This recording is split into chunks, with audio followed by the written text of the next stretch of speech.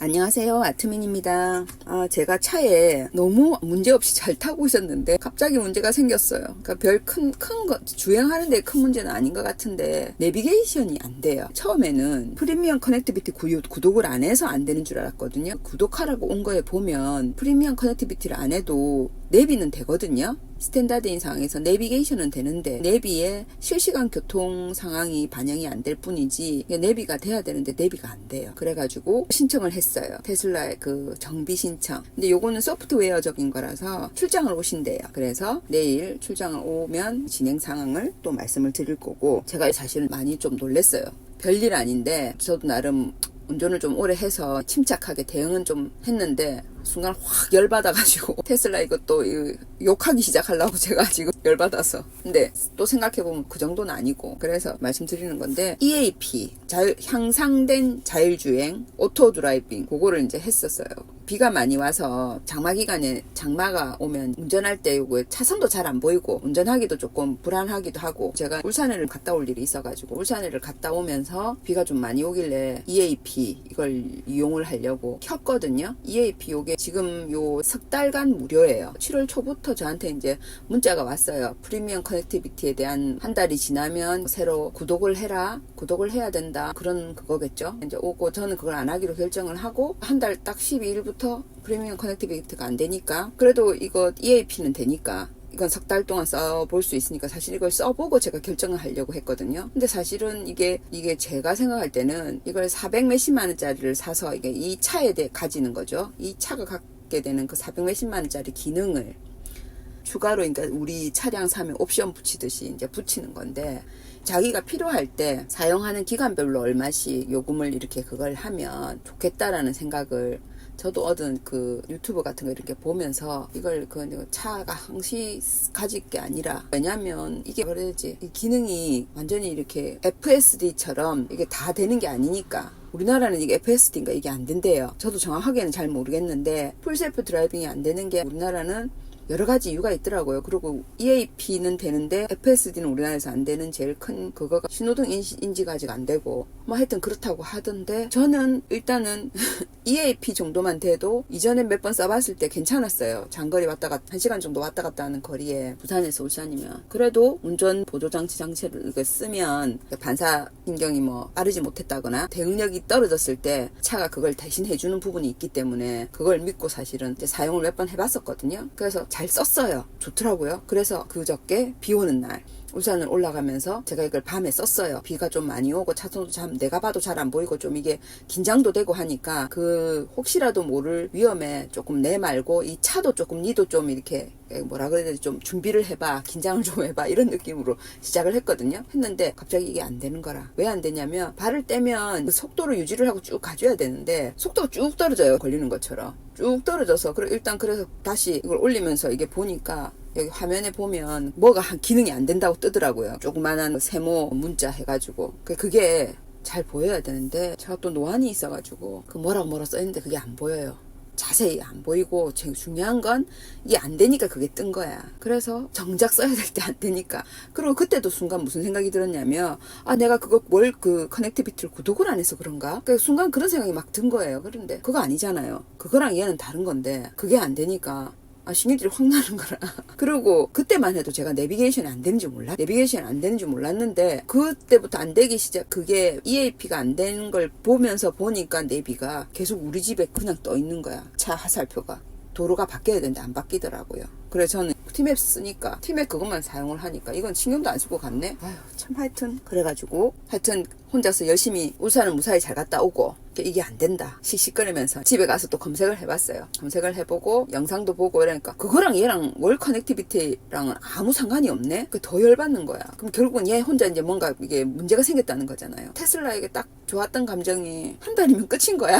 그러면서 이제 정비 신청하고, 어쨌든 이게 뭐 소프트웨어적인 거라서 간단하게 프로그램에 뭐 그게 있겠구나 하고, 그리고 갑자기 저 화살표도 뜨고 저것도 해보고, 뭐 하여튼 이제 할 수 있는 건 해봤어요. 해봤는데 업데이트가 되면 이게 뭔가 상쾌하게 문제가 해결이 돼야 되는데 계속 해결이 안 되네. 그래서 더 실망을 또 하고 네, 이러다가 테슬라랑 등져야 되나 이러면서 지금 혼자서 그러고 있습니다. 그러면서 저는 이게 왜 프리미 커넥티비티랑 이게 뭔가 문제가 있는 건가 했는데 그것도 아니라고 하고 이게 어쨌든 소프트웨어적인 것 같아요. 그리고 화면도 껐다 켜보고 할 수 있는 건 제가 할 수 있는 건 해봤어요. 해봤는데 안 되는 것 같아요. 그래서 AS 해준다고 하니 그때 되면 되겠죠. 그리고 그걸 기대하고 있습니다. 그리고 명쾌한 문제가 해결이 되면 또 좋은 차 또 좋아가지고 분명히 문제만 해결되면 다행히 뭐 잘 되고 뭐 별일 없습니다 하고 이제 다시 또 테슬라면 좋습니다 또 막 그러겠죠. 그래서 기본적으로 제가 뭐 검색하면서 보니까 우리 보통 현대 기아차나 그 다른 일반적인 우리 요즘 나오는 차, 뭐 최근 뭐 몇 년 안에 나온 차들은 AP 기능은 기본 되더라고요. 그게 이제 앞뒤 간격 맞춰서 속도 조절하고, 그리고 이제 그거보다 이전 차들은, 옛날의 차들은 크루즈라 그래서 그냥 브레이크 페달을 안 눌러도, 브레이크가 아니고 악셀 페달을 안 눌러도 같은 속도로 유지하게 하는 그 기능이 있었거든요. 예전에. 그거는 언제 알았냐면 20년 전이네. 20몇 년 전입니다. 저기 일을 하면서 캐나다를 간 적이 있었는데 그 캐나다의 차를 운전을 했을 때 그 차에 그 기능이 있더라고요. 그 차를 빌려서 탔을 때. 그때부터 있었는데 우리나라는 그 기능이 그때는 없었어요. 우리나라 차들에는. 그랬는데 그거하고 몇 년 좀 지나니까 우리나라에도 그 기능이 이제 고급 차들에 생기더라고요. 그래서 고속도로에서 일정 속도를 유지해서 가는 거, 그건 대신 앞뒤 차간 그거는 인식이 안 되고 속도만 픽스 시켜 놓는 거죠. 그게 크루즈 기능인데 그거보다 더 이제 최근에는 AP 그 교통 인식 크루즈 컨트롤이라고 뭐 얘기들 하더라고요. 근데 정확한 건 저는 잘 모릅니다. 제일 중요한 건 앞뒤 간격 유지도 되고 주행 중에도 이제 차선 바꾸는 건 안 되는데 기본적인 주행과 일정 속도를 지정하면 그 범위 안에서 그 앞뒤 속도 요거 맞추고 차간 유지하고 스마트 크루즈 컨트롤인가 뭐 그거랑 비슷한 거 그거라 하더라고요.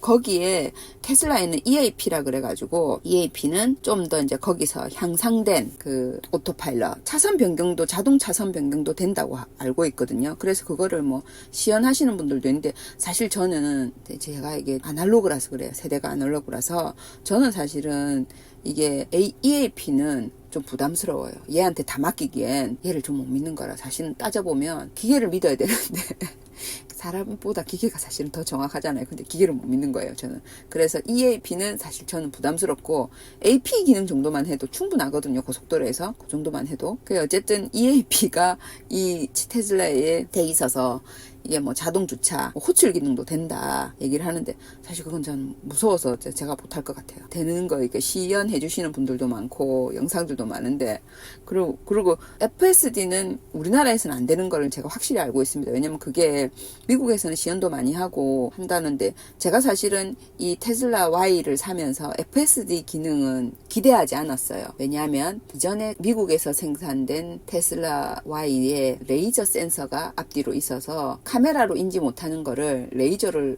해서 이제 앞뒤 간격하고 하는 그거 기능이 있는 거를, 그거는 사실 제가 그 레이저 센서가 있어야 저는 FSD를 사실은 더 정확하다고 생각을 하거든요. 근데 지금 모델 Y는 이게 비용을, 그러니까 차값을 줄이면서 그 레이저 센서를 뺐다 하더라고요. 빼서 이 뺀 차이는 사실 저는 FSD를 기대하지 않아요. 기대하지 않는 게 아니고 얘는 될 수 있어. 될 수 있는데 내가 못 믿겠어요, 사실은. 사람도 우리 나이 때 되면 그런 얘기 많이 해요. 내가 내 눈으로 본 걸 못 믿고 내가 내 귀로 들은 걸 못 믿을 때가 많아요. 왜? 듣고 싶은 것만 듣고 보고 싶은 것만 보는 경우가 있기 때문에. 근데 기계라서 안 그러겠죠. 안 그러겠는데 눈으로 보지 못하는 경우가 있잖아요. 흔히 비가 와서 차선이 물에 잠겼다든지 뭐 그런 밤에 어둡다든지 뭐 반사라든지 여러 가지 변수들로 인해서. 그래서 저는 이 모델 Y로 EAP만 되면 충분하다. 그래서 이 차를 살 때 3개월 동안 EAP를 사용해보고 괜찮으면 EAP 정도는 넣고 싶다라고 얘기는 해봤거든요. 근데 신랑하고 저하고 또 이제 결론이 내린 게 또 뭐냐. 아니, 제가 이렇게 고속도로를 잘 갈 일이 없으니까 도심 주행을 주로 많이 하는 사람이 EAP가 또 무슨 큰 도움이 될까 그런 생각이 들어가지고 그래서 조금 하여튼 어쨌든 고민을 하고, 그리고 프리미엄 커넥티비티처럼 월 구독처럼 필요할 때 구독만 하게 하면 비용 자기가 필요한 기간 요거 정해서 그게 차라리 좋을 것 같아서 그렇게 방향을 테슬라 회사에서 하면 그러면 또 구매할 의향은 있어요. 의향은 있는데 이 차에다가 그 기능을 별로 쓰지도 않는데 400 몇십만 원을 주기가 사실 추가로 드리기가 아까운 건 사실이에요. 그리고 뭐라 그래야 되나 좀 그런 기능이 있어갖고 도움이 아니 이 비싼 5천만 원짜리 차 팔면서 400만 원짜리 갖고 이걸 넣고 빼고 하지 말고 처음부터 넣어주면 더 좋았을 걸. 그런 생각도 들고 그럼 차값이 올라가겠죠? 그럼 또 아마 이 차를 안 샀을 거야. 아줌마들 특인 것 같아요. 꼭 그 왜 하는 말 있잖아요. 콩나물가 깎는 거 컨셉이라 그래야 되나? 하여튼 그렇습니다. 지금 현재로 제 마음은. 그리고 지금 에러 있는 상황은 내일 돼서 확인되면 다시 어떻게 되었다고 제가 또 말씀을 드릴 거고, 하여튼 저는 일단 EAP가 석 달, 지금 2달 남아 있거든요. 2달을 더 사용을 하고 싶은데, 지금 어제 왜 안 됐는지는 AS 해주시는 분이 오시면 물어보고 해결을 해야 될 것 같습니다. 오늘은 문제가 있어서 여러분께 얘기를 드렸네요. 그리고 한 달 후기 잘 사용하고 이틀 만에 이런 일이 생겨가지고 저도 좀 황당했어요. 갑자기 제가 아무 일 없다가 너무 잘 사용하다 한 달 지났는데 뭐 돈 더 추가로 드리려 하니까 문제가 생긴 것 같아갖고 좀 찝찝하긴 하나 어쨌든 타이밍이 그렇습니다. 이게 다음에는 요거 어떻게 해결됐는지 다시 영상 올리겠습니다. 구독 부탁드립니다.